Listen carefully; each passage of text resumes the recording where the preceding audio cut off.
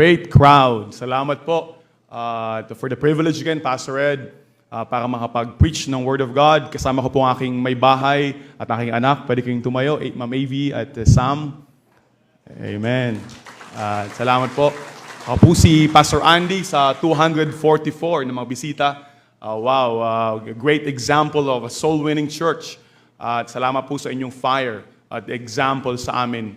At ako po ay Pastor San Pablo, Laguna. It's a privilege na makipag-preach po muli. Ngayon, narinig ko kanina, sabi ni Ma'am Beata, nung tinanong niya kung sinong speaker, ang sagot sa kanya, sabi niya ay yung asawa daw ng buntis. Pero siguro yung yung asawa ko pala ay hindi na po buntis. Nanganak po siya ng April.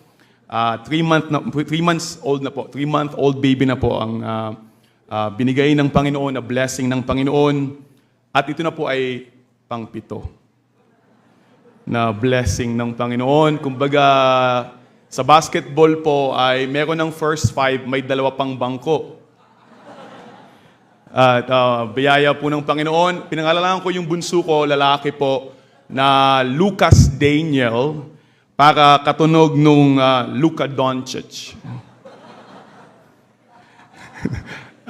Pero nung tumawag si Pastor Ed sa akin, sabi niya, ang gawin ko daw po ay preaching, hindi basketball. Kaya mag-focus muna ako sa preaching. 1 Timothy chapter 3 verse 15. Tayo po ay tumayo. 1 Timothy 3:15. 1 Timothy 3:15.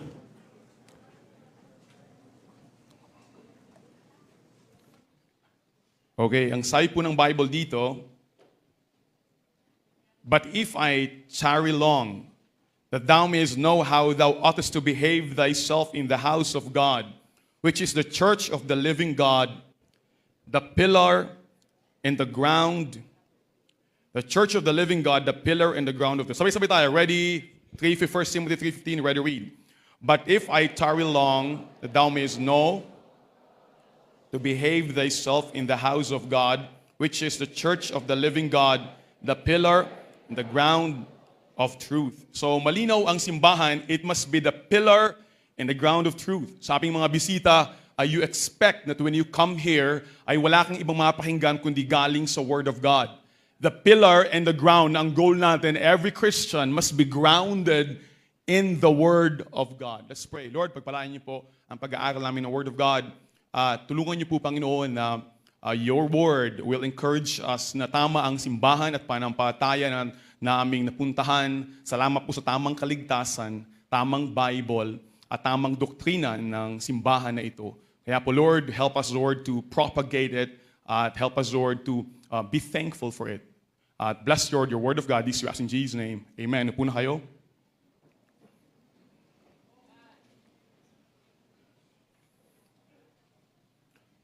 Nung ako po ay bata pa, sa mga hindi nakakalam, at karamihan sa atin ay lumaki sa Catholic Church. At sa amin ay gabi-gabi kami nag-rosaryo.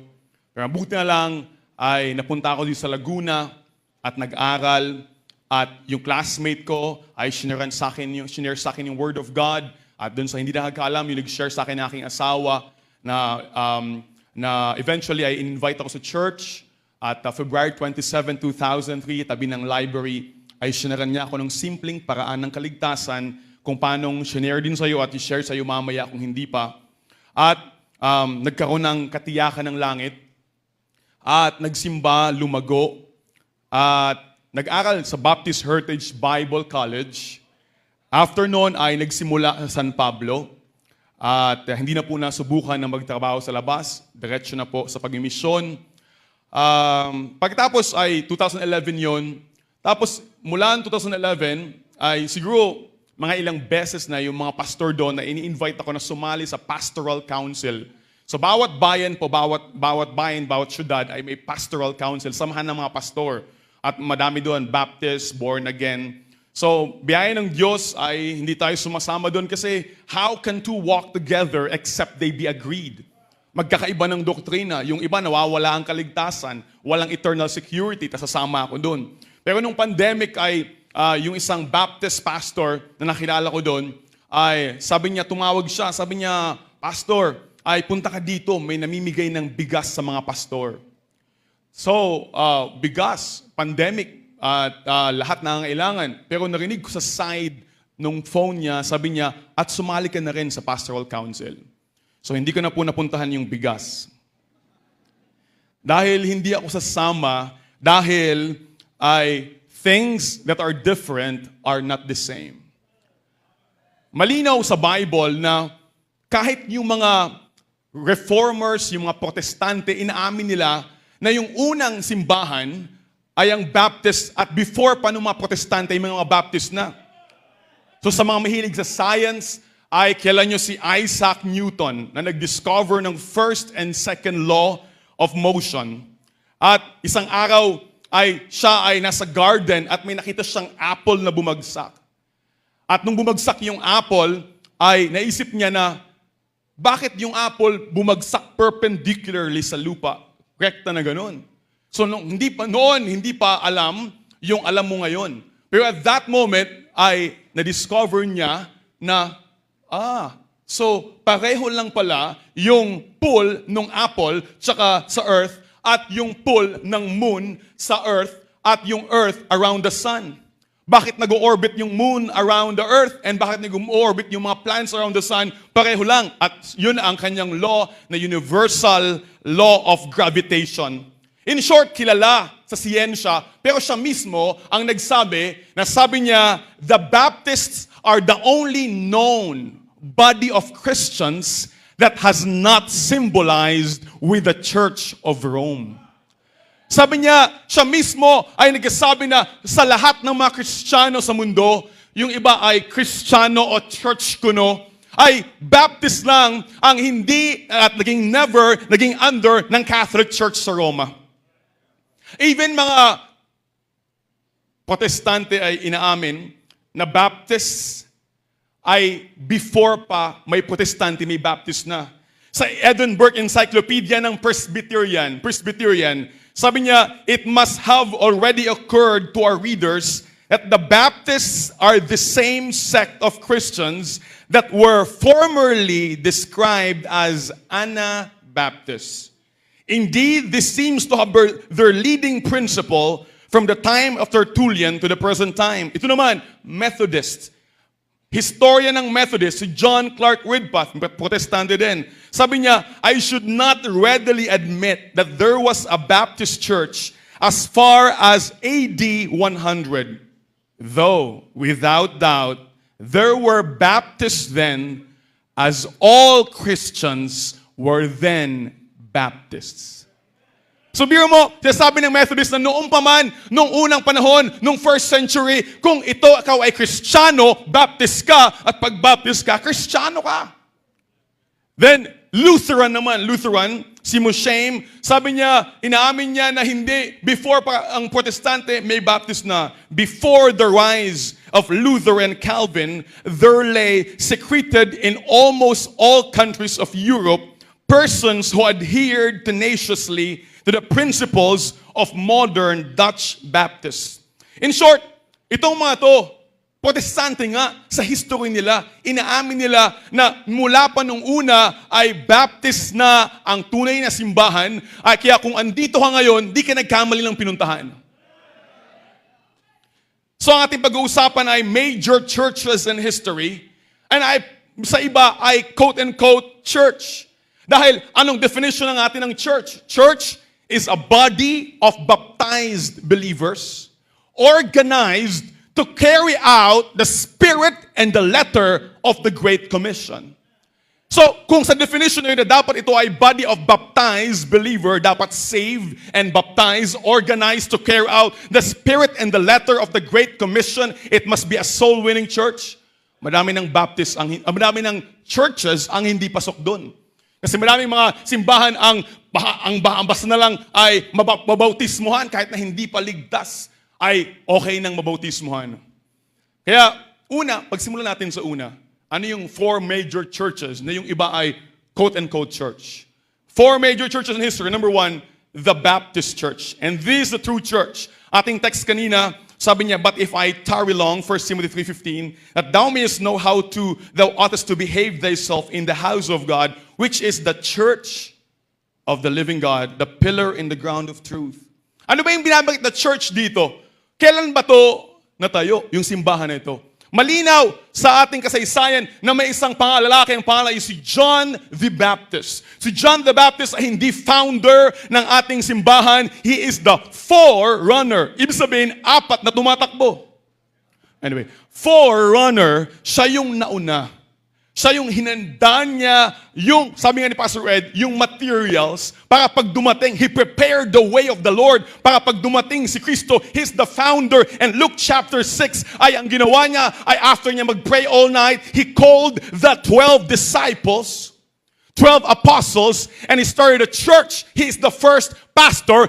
At si Jesus Christ ay sa Matthew chapter 3 ay naglakad ng 96 kilometers from Galilee to Jordan para lang magpabaptize kay John the Baptist. At ayaw pa nga ni John the Baptist, pero sabi niya, yan ang kalooban ng Diyos at nagbabaptize siya, and God in heaven, a Father in heaven, sabi niya, this is my beloved Son in whom I am well pleased. Malinaw, nung nagbabaptize si Jesus Christ ay nalugod yung Ama. Kaya kung hindi ka mabaptize, malugod yung Ama kung ngayon ka magbabaptize.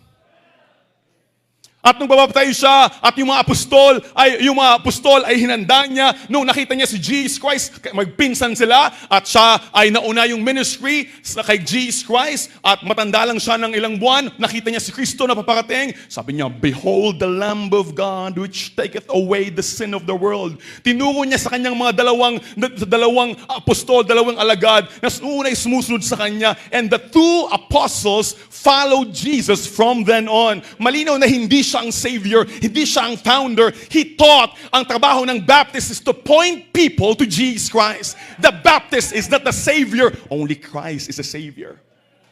Tinuro niya, and the 2 apostles went to Christ, and then he started in Luke chapter 6, and the church was started. Yung simbahan nag-start. And then in Acts chapter 2, kapatid, ay hindi yun ang foundation ng church. That is the empowerment of the church. Sa Matthew, Mark, Luke, John, may simbahan na, may Baptist church na. Acts chapter 2, when the power of God came, it's just empowerment because there is already an existing church during the time. And then it grew and grew at lumago ng lumago. Una, ang bansag sa kanila ay the way. Acts 9:2, binansagan sila, sabi niya, and si Paul ay dating Saul, sabi, desired him letters to Damascus, and that if he found any of the way. Sa Acts, tinawag tayong the way. Yan mga the way na yan. The way. At malinaw, bakit the way? Dahil, sino ba ang the way? Sabi ni Kristo, John 14:6, I am the way, the truth and the life. No man cometh unto the Father but by me. Then Acts chapter 11 verse 26, tinawag silang mga Christians. Christians. And then from then on, iba't ibang tawag ay binabansag doon kung sino yung leader nila. 150 AD, may isang lalaki ang pangalan ay Montanus sa Phrygia, sa Asia Minor, modern day Turkey, kung saan madaming pabo. Ay may isang lalaking Montanus. At siya ay preach, nagkaroon ng simbahan, so binangsagan silang mga Montanists. Montanists. And then sa Rome, ay may isang pangalan is Novatian, binangsagan naman sila na mga Novatians. Dahil ang leader nila sa is Novatian. Kumbaga, at that moment, ito ay bansag. Ito ay bansag sa parang sisiyan, yung leader binabag. Kumbaga, sa panahon natin ngayon, ay, pag ang tatawag kayo, ay, kayo kay Lorena kayo, no? Kayo kay Abante kayo, no? Parang gano'n, di ba? Parang binabansag. Pero at that moment, kung sino yung leader, ay yun ang tinatawag. Novatian sa Rome. And then, sa Africa, tinawag silang mga Donatists. Mahilig sila sa Duncan. Donatists, dahil ang leader naman is Donatus sa North Africa, sa Carthage. So, Montanist, Novatian, Donatist, and pagdating ng yung Montanist, 150 AD. Yung Novatians, 250 AD.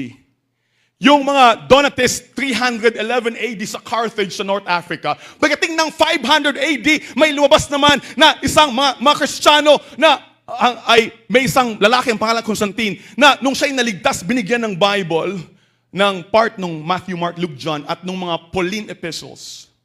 At dahil doon ay sinabuhay nila husto yung Pauline epistles, kaya tinawag sila na Paulicians. Saan? Sa Armenia. So doon nanggaling si Arnel, preacher Arnel. Si Armenia. At yung Armenia, alam niyo, di ba? Yung Armenia sa mapa, kung tignan mo yung mapa natin, yung Armenia ay sa taas yun ng Iran. Yun, Armenia, Iran. Kung may magaling tayo dito sa ibang bansa, Iran, ito yung Armenia sa babae, Iran, katabi niya ay Iwok. Anyway. At pagkatapos nung mga Paulicians ay pagdating ng 1100 AD, mayroon namang mga tao na they are soul winners and they preach the gospel and they have, o nga pala, iba't ibang tawag, pero isang bagay ang paulit-ulit na binabansag sa kanila. They are Anabaptists. Because Ana means re-baptizer. Why? Because those established churches, the Roman Catholic Church, na yung mga baby binibigyan ng bata, pag sila ay nakatok ng mga Montanists at Novatians, ay bininyagan ng baby, pag siniran tumanggap, ano ginagawa natin? Kahit na bininyagan ka pa ng baby, ang tamang baptism is believers' baptism, Acts 2:41, then they that gladly receive His word were baptized, and the same day they were added unto the church. So they were baptized. At ang bansag sala, ba't nyo binabaptize uli? Amin ang binamiyagan yan. Kayo talaga, mga Anabaptists kayo. Rebaptizers. O nga pala, for your information, we don't rebaptize. Kasi ang Bible, sabi, ang tunay lang na baptism is after salvation. So yung una mong ginawa, hindi baptism yon, naligo ka lang. Nag-shower ka lang. Pero ang counted ay yung tamang baptism. So, kumbaga, misnomer yung word na rebaptizers because you have never been baptized in the first place. The only legal and counted at may basbas ng Diyos is believers' baptism. At after nun, ay may grupo after yung Paulicians, 1100 AD, may lumabas na mga Petrobrusian. Bakit? May lalaki naman na leader, ang pangalan si Peter de Bruys sa France. At siya ay soul winner at yung kanyang pananampalataya ay pareho sa atin. At binansagan naman silang Petrobrusians. At si Petrobrusians ay may na-win ng pangalan ay si Henry. At si Henry ay pumunta sa Switzerland noong 1100 AD at nagtayo, binansagan naman silang mga Henricians. At pagkatapos may isang lalaki, ang pangalan ay si Peter Waldo. Si Peter Waldo ay leader ng isang grupo naman sa 1100 AD na tinatawag naman ng mga Waldensians. At ilang taon tayong tinatawag na Anabaptists. Pero noong 1500s ay yung grupo ng mga Anabaptists ay dumami at sila ay binansagan ng mga Anabaptists. Pero eventually ay tinanggal na yung Ana at ngayon ang tawag na sa atin ay mga B-A-P-T-I-S-T, Baptists. Kaya ka naging Baptist ka pa din. Because of that faith. Once delivered unto the saints at naipasa-pasa from the Montanists to the Novatians, to the Donatists, to the Paulicians, to the Petrobrusians, to the Henricians, and to the Waldenses, to the Anabaptists, and to the Baptist Christian Bible Baptist Church here in San Pedro. At pati kami naambunan doon San Pablo ng blessing. Kaya hindi ka magpapasalamat, kapatid.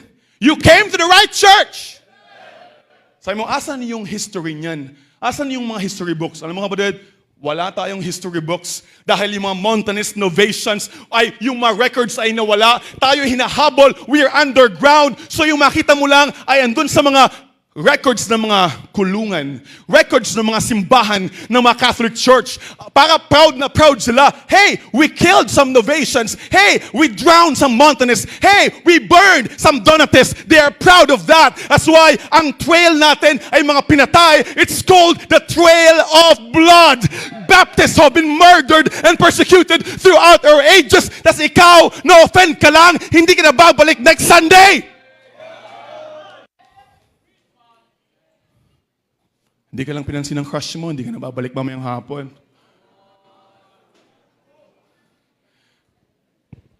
Inagawan ka lang ng parking, hindi ka na babalik next week.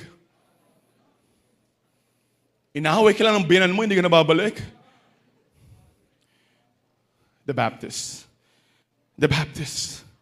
Number two, ay the Catholic Church. The Catholic Church, malino yun sa Bible. Buksan natin, ay na ang mga Kristiyano during that time ay parang panahon ngayon. Mahilig sa mga tradisyon. Kaya sabi ng Biblia sa Mark 7, verse 13. Mark 7, verse 13. Nandiyan ba kayo? Mark 7, verse 13. Mark 7, verse 13, sabi ng Bible, making the word of God of none effect through your tradition, which you have delivered many such things as you do. Sabi ng Bible, alam mo ang nangyayari dito? Sabi niya, mas pinapahanggan niyo pa yung tradisyon kaysa yung word of God. Eh, Pastor, dun sa mga binanggit mo, Montanist, Novatians, Petrobusians, iba't ibang pangalan, ba't natin masasabi na although iba yung pangalan, ay lahat yun ay Baptist? You know why? Alam mo bakit?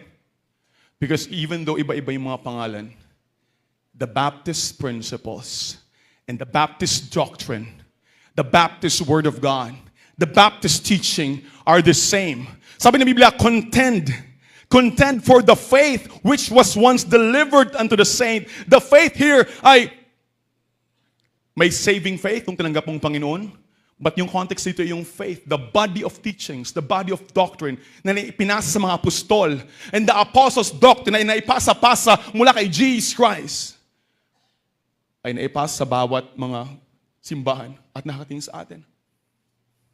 Ano yung mga yun? Katawag natin ngayon na Baptist distinctives. Ano yun? Recite. B, Bible authority. A, autonomy of the local church. B, priesthood of the believers. T, two offices, pastor and deacons. I, individual soul liberty. S, save and baptize membership. T, two ordinances, Lord's Supper and baptism. And S, separation of church and state. Sabi niya, noong una pa lang, makita mo ang totoong Baptist because una, B, may biblical authority. Na Acts 17:11 pa lang, yung mga taga-Berea, sabi niya, they are more noble than those in Saloika in that they search the scriptures daily whether those things were so.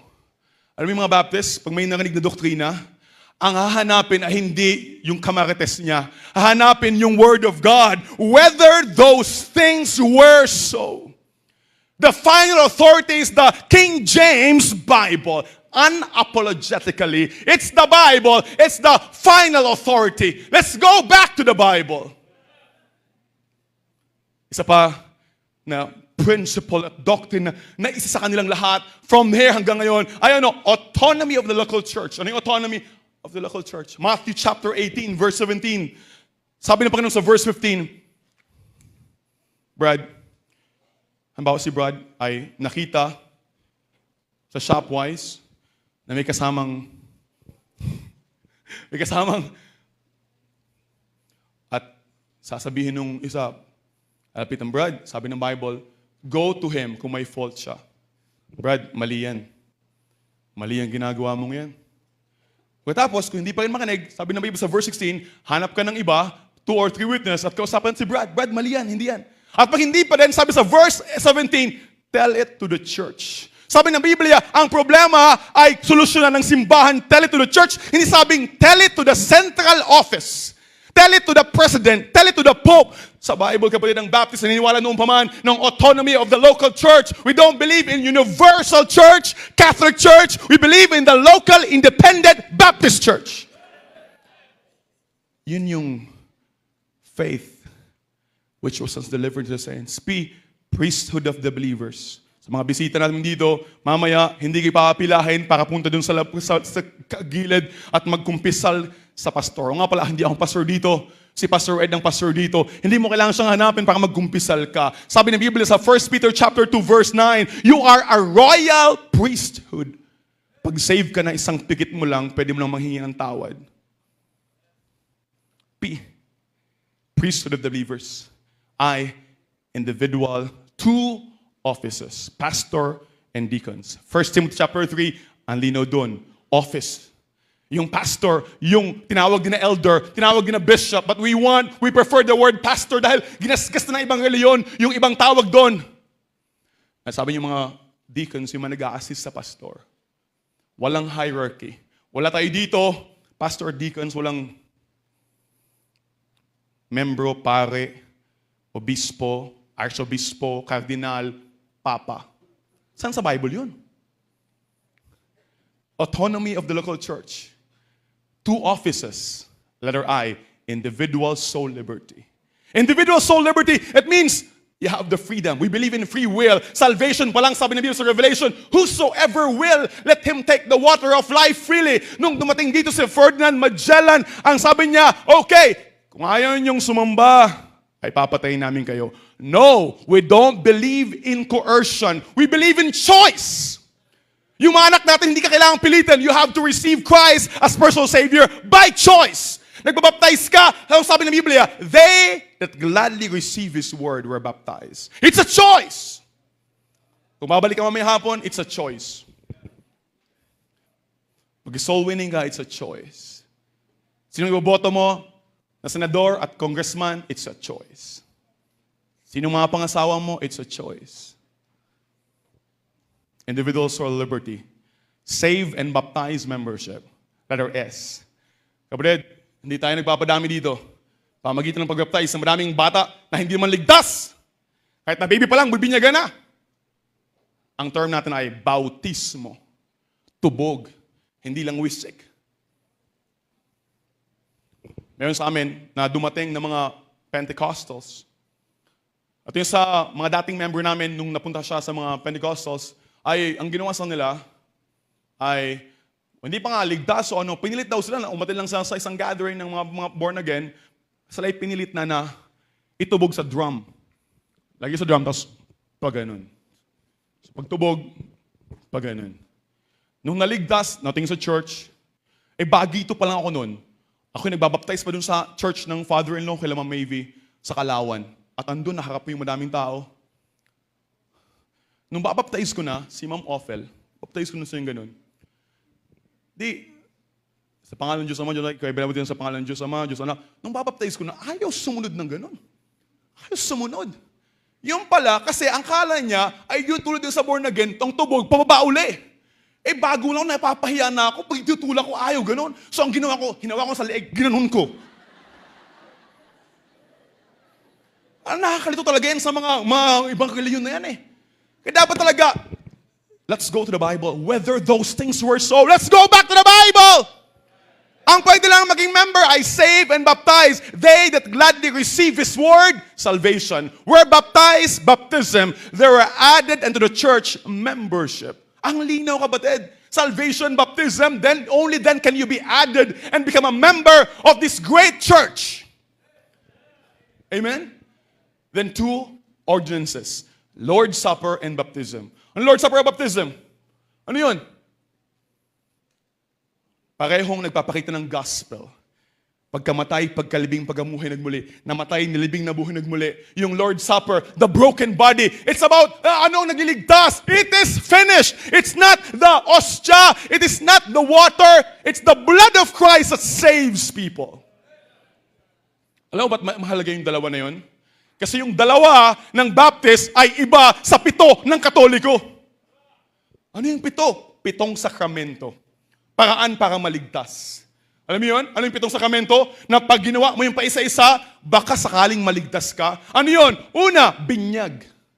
Pagkatapos, kumpil. Yung sasapa ka. Di ba? Binyag.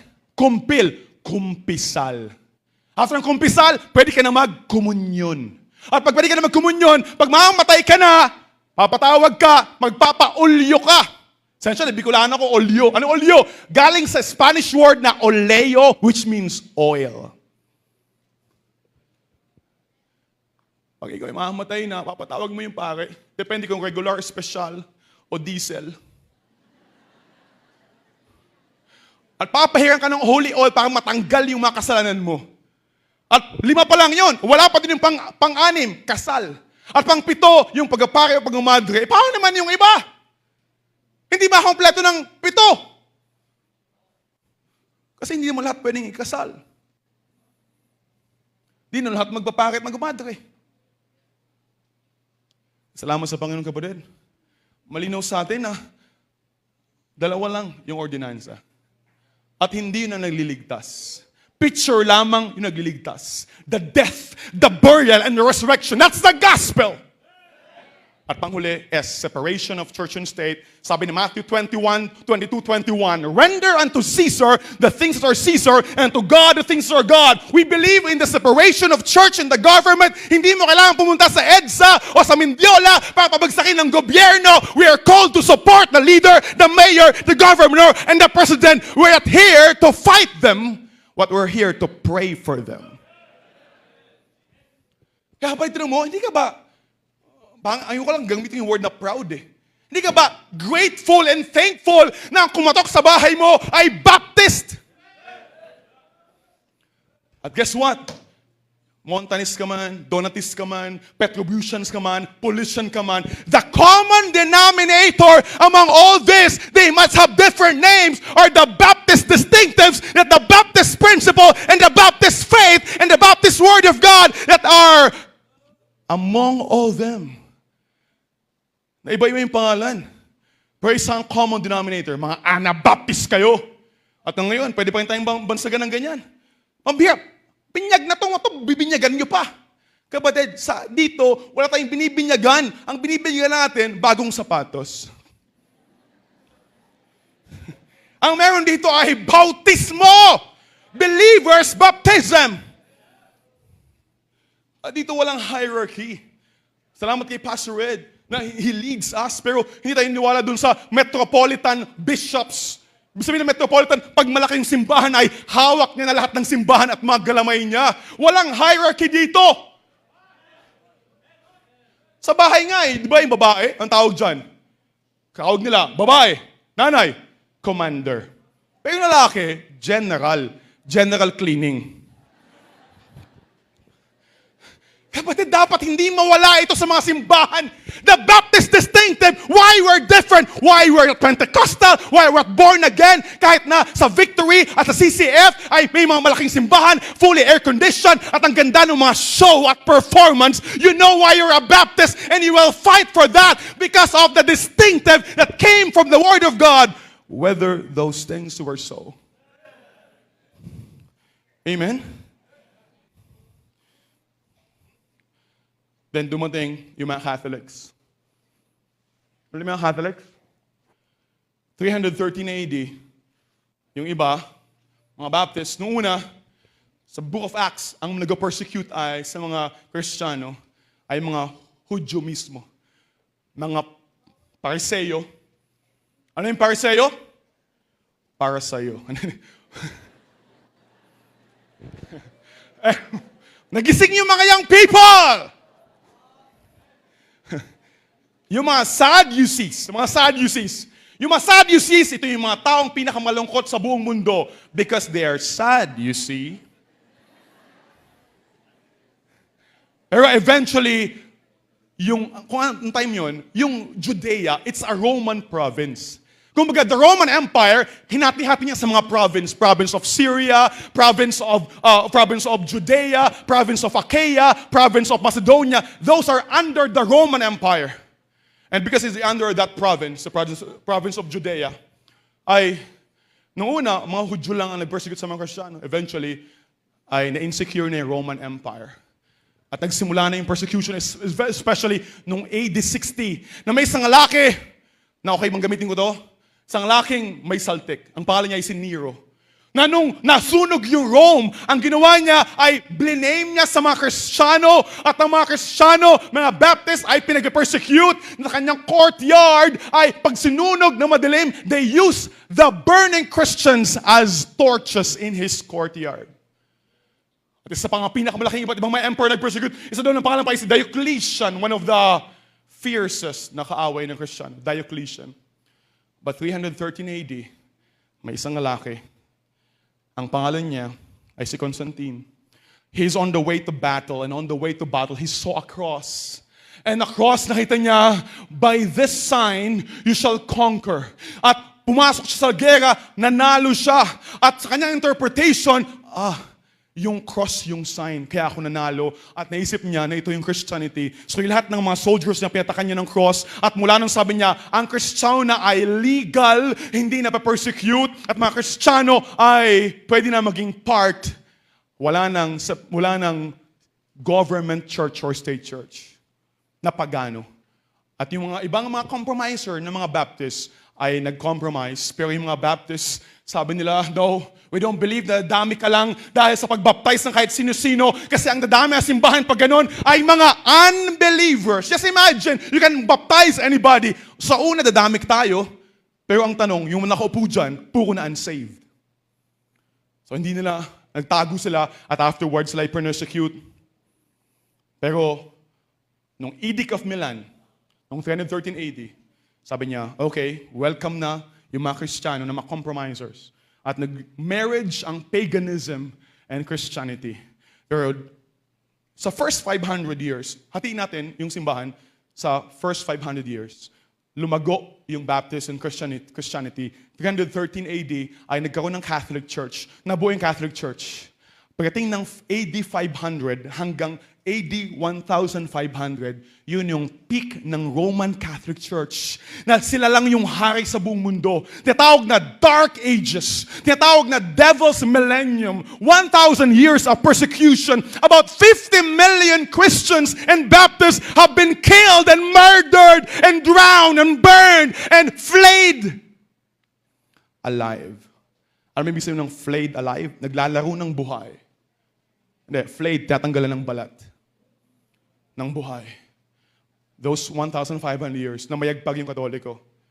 Pero yung Catholic Church nahati sa dalawa, noong 1054, nagkaroon na tawag na Great Schism, nahati yung simbahan ng Catholic Church at natawag nilang Greek Orthodox Church. Na yung mga Greek Orthodox ay nasa East at yung Roman Catholic Church ay nasa West. Pero itong mapansin mo dito, nung sila'y humiwalay sa Baptist, kapatid, tandaan mo, we never came out of the Catholic. The Catholic came out of us. Sabi ng isang pastor dumating dito, you know what? Catholics are Baptists gone bad. Kumbaga, ang Catholic ay nabulok na Baptist. We never came out of the Catholic. The Catholic came out of us. And they started this new doctrine na wala sa Bible, tulad ng worship of Mary, worship of images, at worship of the cross, transubstantiation, worship, baptismal regeneration, na pag nabaptize ka, ay ikaw ay malinis ng kasalanan. Let's go faster. Next ay the Protestant Church. So, nung namayagpag yung Catholic for 1,000 years, pagdating ng October 31, tandaan mo October 31, tanda ko yan kasi birthday ko October 30. October 31, 1517, may isang monghe. Monghe. So, syempre, pag monghe, ay siya'y naligtas dahil sa Romans 1:17. Nakita niya, the just shall live by faith. Ang pangalan niya si Martin Luther. At monghe siya, malaki ang tiyan, at kalbo. Siguro, nung nag-church siya, sabi niya, pwede ka mag-usher ah. At nakita niya yung pagkakamali nung simbahan at nung October 31, 1517 ay pumunta siya sa Castle Church sa Wittenberg, Germany at kumuha siya, dala-dala niya yung 95 theses ng mga mali na Katoliko. Gusto niyang baguhin yung kanyang simbahan at pinukpok niya doon yung tatawag na 95 theses ni Martin Luther. Pero ayaw ng Katoliko na baguhin. Sabi niya, no, reformation, reformation, baguhin natin yung Katoliko. Wala siyang plano na Martin Luther umalis. Gusto niya baguhin ng Roman Katoliko, pero hindi mabago yung bulok na! Ayos tema. So ang ginawa, kinik out si Martin Luther at nagtayo siya ng simbahan na Lutheran Church. Tinawag siya na Father of Protestant Reformation dahil gusto niya ng Reformation ng Katoliko. Hey, hindi nang sabi ng Bible, ang sabi ng Biblia sa Romans 12:1, hindi Reformation, kundi transformation ang kailangan ng tao by receiving Christ as personal Savior. 1 million, 1,000 years, nakadiliman, may naunang nagprotesta. Martin Luther. At na-encourage yung iba. May isang hari, King Henry VIII. Gusto niya mapag-asawa ng isang Kristiyano. Ayaw payagan ng Papa, dapat Katolik ang mapangasawa. Ayaw nyo, siya ay King of England, ay hiwalay na kami. Kaya nagtayo siya ng simbahan, the Anglican Church, noong 1534. Yan yung mga simbahan ngayon ng mga Princess of Wales, Prince Charles. Yun na yung Church of England. Tatlo yung major na yan eh. Lutheran, Protestante. Church of England, King Henry VIII, 1534. Then 1535, ay may isang lalaki, ang pangalan niya ay mahilig mag-aral, na hindi naman check yung Bible, ang pangalan niya ay si John Calvin. At sinimulan niya sa Switzerland, yung Reformed Church. Ito yung delikado ngayon. Ano yung Reformed Church? Yung Reformed Church ni John Calvin na iniwala na pili lang ang maligtas. Pag may 5 kang anak, siguro yung 3 pinili, yung 2 hindi. Anong basihan? Pangit? Ang lupit naman ng doktrina ngayon na pili lang maligtas. Kasi kung pangit, di kawawa naman tayo. At mula doon, kay John Calvin, lumabas, tinatawag na Presbyterian churches. Kaya karamihan ng Presbyterian churches sa Amerika at sa Pilipinas, mga Calvinists. Pili lang maligtas. Ang Diyos nagdadala ng tao sa impyerno, whether may say ka o wala. Asan yung free will? Asan yung John 3:16? For God so loved the world that He gave His only begotten Son, that whosoever believeth in Him should not perish, but have everlasting life. Whosoever, not 2 out of 5. May tumansik daw. Amen. Pero salamat sa Panginoon. Tayo Baptist pa rin. Mula dun sa Presbyterian ay lumabas yung mga Bible churches. Doon galing, noong 1830, yung Church of Christ ni Campbell, lumabas sa Presbyterian. Sa Lutheran, wala masyadong lumabas, pero itong madami, Methodist. Sa Church of England, lumabas ang isang lalaki ng pangalan ay si John Wesley. Kumbaga, kung sa salvation at sa disiplina at sa hard work, you can read his biography while he is traveling thousands of places just to preach the Word of God, while on the horse he's reading books and he's organizing. At guess what? Nung panahon sa Amerika, nung mga 1600s, 1700s, sabi ng lolo ko, joke lang yan, ay ang 3 na pinakamalaki sa Amerika noong mga 1700s to 1800s ay 3. Presbyterian, Methodist, and Baptist. Bakit? Dahil kay John Wesley. Si John Wesley organized, daming naligtas. Ang problema lang, nag-focus siya sa holiness. Dumating sa punto na naging na siyang Arminian, na may halo ng gawa ang kaligtasan, kaya yung sumunod sa kanya ay yung mga tinatawag na holiness movement. Nung 1930s ay yung si Macpherson ay naglabas nung kanyang doktrina, Foursquare. At mula sa Foursquare lumabas yung mga born again. At mga praise the Lord, at mga healing, at mga speaking, nanggaling yan dahil sa holiness movement ng John Wesley na may halo, may tatawag na second blessing. Para maligtas ka, dapat sumuha ka ng green. Dapat naligtas ka, dapat ikaw ma-expose ng Holy Spirit kasama ng kaligtasan. Ikaw ba ay, pag tinanong mo, pwede bang mag-share ng gospel? At tanong sa'yo, yan ba ay full gospel? Para bang may half gospel? Ano yung full gospel? Yung daw, Christ is a healer, Christ sanctifier, blah, blah, blah, blah, blah. There's only one gospel, and that is the death, the burial, and resurrection of Christ. What's full gospel? Ang buti lang ka, ba't bigyan mo yan? Sa isa yung dito ang galing sa born again. Praise the Lord ka pa, pasayaw-sayaw ka pa. Ito malungkot sa'yo, di ba? Nung lahat ng sila ay speaking tongues, nagay sa pinukpok sa noo, at ikaw, ba't wala akong nakakamdaman? Lahat na nakahundusa, ikaw wala pa. Bakit? Hindi ka puspos ng mahal na spirito. Mabubuti na lang, kapatid. Hindi ka nalinlang. Ang kumatok sa'yo ay gwapong Baptist. Magandang Baptist na mahaba ang palda, maikli ang dila. At mahaba ang buhok. Amen? Pero kapatid, alam mo, tuwing may tama, may mali. Amen? Kasi at the end of the day, gabi na.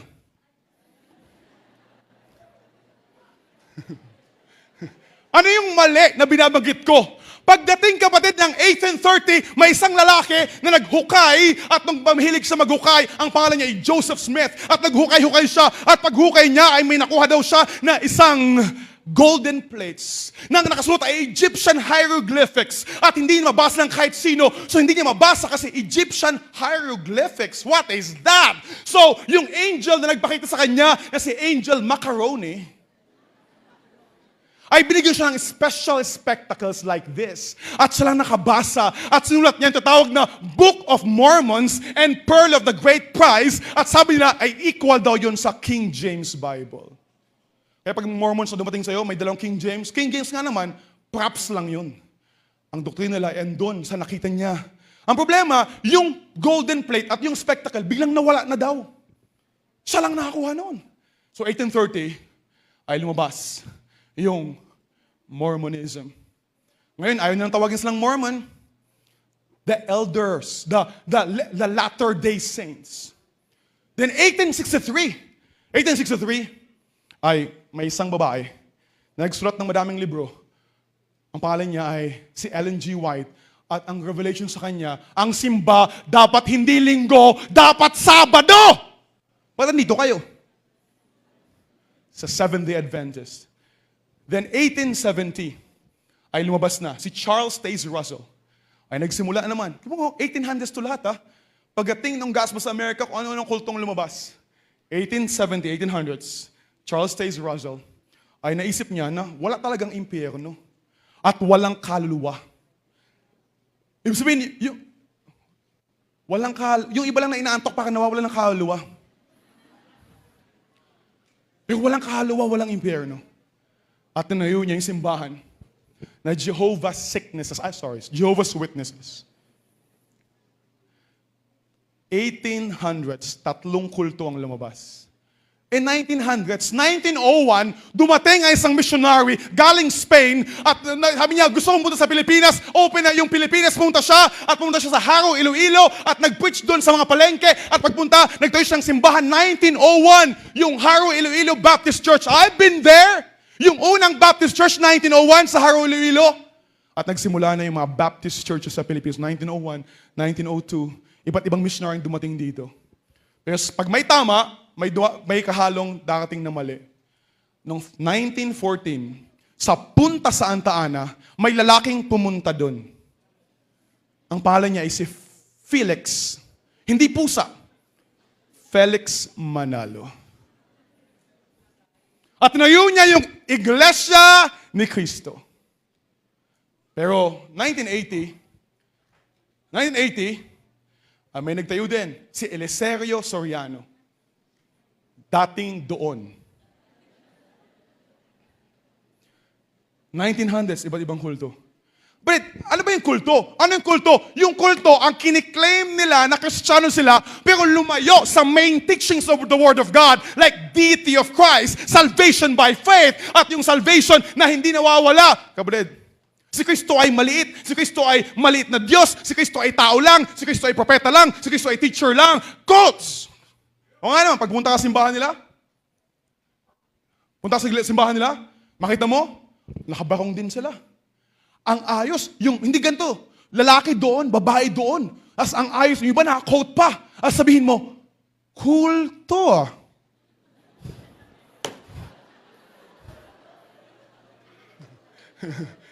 Amen? Pasalamat ka kapatid. Tayo, pag may narinig bagong doktrina, whether Antonite yan o ano, let's go back, Acts 16:11. Let's search the scriptures whether those things were so. Si Pastor Ed, he encourages you to buy your own Bible. Read your own Bible. Because you go back home and search the scriptures whether those things were so. Yeah, major churches in history, kapatid. The Baptist. Yung pangalawa, Catholic, quote-unquote, church. Protestant, quote-unquote, church. Quote-unquote, church. So, i-divide natin sa tatlo. First 500, Baptist dumami mula sa Jerusalem. Pagdating ng 500, 508, 313, Constantine. Edict of Milan. Ibig sabihin ng edict, pag nag-drugs, edict. Edict of Milan, 313 AD. Naging legal ang Christianity, yanakap ang paganismo at pagano. Pagdating ng 500, yun ang peak ng Katoliko at pinagpapatay ang hindi Katoliko. Ang tumalikod, tinatawag na erehe ka. Kung narinig mo, nagbasa ka ng El Filibustrismo at ng No Limitang Erehe, ibig sabihin, iba ka ng pinapatay for next 1,000 years, 500 to 1,500. And then, October, 31. After ng birthday ko, October 30, pakisulat po. 1517 ay nagsimula ang Father of Protestant Reformation, Martin Luther, at nagsimula yung mga Protestante. Alam mo nung una, sinuportahan ng mga Baptisto. Yung mga Anabaptist, sinuportahan yung cause kasi namulat na sila ang salvation na hindi sakramento. So yung mga Baptist, sinuportahan. Ang nakakalungkot, nung si Luther ay naging hari ng Germany, pinagpe-persecute niya yung mga Baptist. Nung si Calvin ay naging hari ng Switzerland, pinapatay niya yung mga Baptist, pinapersecute yung mga Baptist. Itong mga Protestante ay traitor! Tinulungan natin nung una. Pero eventually, nagbabaptize na ng baby. Kaya punta ka sa mga Protestante ngayon, mukha ng mga Katoliko na may ano din dito, mayroon ding mga ganyan, mukha din Katoliko, may mga iba, may mga sasama San Pablo, Protestante, tas may mga imahin din, may piyesta din, may santo din. Mabuti lang kapatid, yung mga Baptist, nung nakita nila na, iba ng doktrina, humiwalay na yung mga Baptist. Yung mga Anabaptist, kaya na-preserve yung panampalataya natin. Amen? Dumating man yung 1800s, na dumating yung mga kulto, Mormons, Jehovah's Witness, at iba't ibang simbahan. 1900s, dumating yung INC, at dumating yung dating daan. Pero yung Baptist, still the same, because Christ is always the same, today, yesterday, today, and forever. Kapatid, yung mga nauna dito, hindi ka nagpapasalamat. 47 years ago, nung dumating ka dito, yung doctrine ni Pastor Ed ay the same after almost 50 years. Because Pastor Ed, just go back to the Bible, whether those things were so. Kaya kapatid, identity natin. We are Baptists by faith. Yun ang ating identity. Nagbago man yung pangalan before, pero Baptist principle, Baptist doctrine, Baptist distinctives is still the same. May isang lalaki, siya nag-aral buong gabi. Aral siya para sa kanyang zoology test. Zoology, mga hayop. Aral siya buong gabi. Nagpuyat siya buong gabi. Pagpasok niya sa kanyang exam, sa kanyang zoology exam, andyan, nasa lecture hall ng kanyang zoology exam. Ang daming estudyante. At doon sa unahan, andun yung test. May 10 na mga podium at doon sa ibabaw ay meron lang 10 paa ng ibon. 10 paa ng ibon, andun. At sabi ng professor, sabi niya, okay, yung mga paa ng ibon na yan, ay identify nyo kung ano yung classification, ano yung family, at ano yung scientific name based lang sa paa ng ibon na sa unahan. Nadisma yung lalaki. Buong gabi siya nag-aral, inaral niya yung book, inaral niya yung notes. Tapos yun lang yung exam. So ang ginawa niya, lumapit siya doon sa teacher, daldala niya yung exam, binato niya. Sabi niya, ano yan, buong gabi ako nag-aaral. Tapos yan lang yung exam, pipiliin lang, hanapin namin based sa pa. Tinapon niya, umalis siya, nag-walk out siya. Sabi ng professor sa kanya, Iho, anong pangalan mo? Sabi niya, ito, hulaan mo. Kapatid, ang Baptist, hindi mo makilala sa paa, hindi mo makilala sa lakad, makilala mo in the Baptist faith, contend for the faith which was once delivered unto the saints. Let's go back to the Bible, whether those things were so. Let's go back to the Baptist distinctives. You're a Baptist from head to foot because of the Word of God, because of salvation by faith, because of the local independent Baptist church, because of the King James.